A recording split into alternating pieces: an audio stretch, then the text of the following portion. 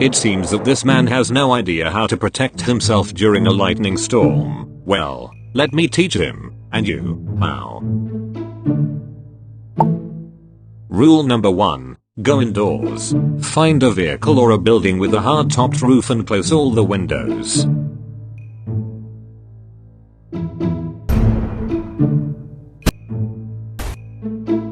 Rule number 2. Get a low ground.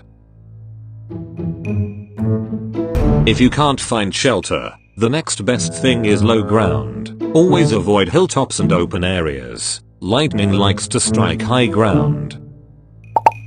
Rule number 3. Stay away from tall structures.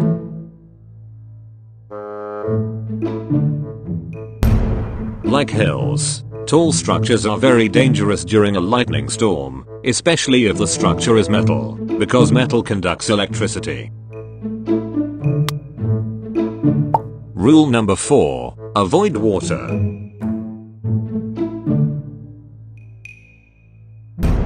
Water conducts electricity, so it is never a good idea to swim during a lightning storm. Even indoors you want to stay away from things like your bathtub, sink, or toilet, because lightning can travel through plumbing and can electrocute you.